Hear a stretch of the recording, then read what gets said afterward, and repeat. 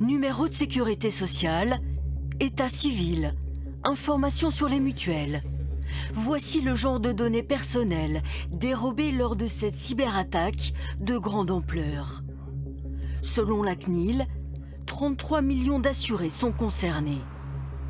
Les pirates ont ciblé les plateformes de Via Medis et Almeris, les deux principaux opérateurs du tiers payant qui travaillent avec les mutuelles.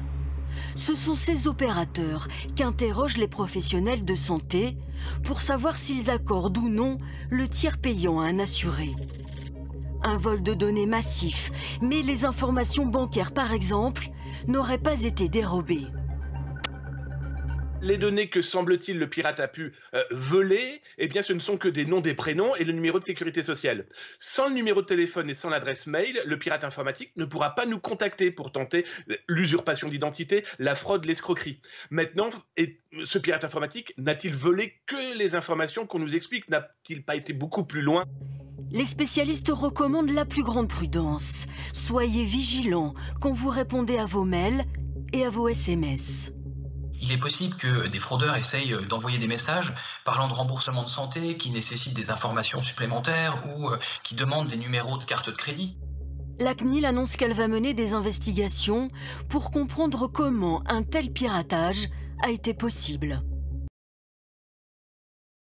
C'est un mail que vous risquez de recevoir dans les prochains jours, vous apprenant que vos données informatiques ont été piratées dans la plus grosse faille de sécurité jamais produite en France. Les informations de 33 millions de personnes, soit près d'un Français sur deux, ont été volées. Leur état civil, nom, date de naissance, le nom de leur assureur santé et les garanties du contrat souscrit, mais aussi le numéro de sécurité sociale. Selon les autorités, les pirates n'ont pas eu accès aux informations bancaires ou aux données médicales, mais l'attaque reste préoccupante. En tant que telles, déjà, ces données-là, elles ont une valeur, elles peuvent être revendues. Et ensuite, elles vont être réutilisées justement pour éventuellement faire de la fraude bancaire ou de la fraude sur des sites de commerce. Elles vont pouvoir éventuellement être utilisées pour deviner des mots de passe et donc faire d'autres attaques. Les experts en cybersécurité recommandent de complexifier au plus vite tous vos mots de passe. Pas de prénom ou de date de naissance. Pour réaliser une attaque aussi massive, les pirates ont ciblé 2 sociétés servant d'intermédiaires entre les médecins et les complémentaires de santé.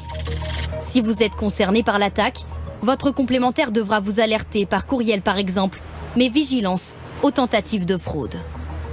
Si jamais on vous dit « cliquez sur ce bouton pour nous refournir votre mot de passe », surtout ne le faites pas. Cliquez pour nous redonner vos données bancaires parce qu'on les a perdues, surtout ne le faites pas. Voilà, c'est un message d'information que vous allez recevoir, pas un message vous expliquant que vous devez remodifier l'intégralité de vos données. Les autorités recommandent aussi de contrôler régulièrement ses comptes bancaires dans les prochains jours.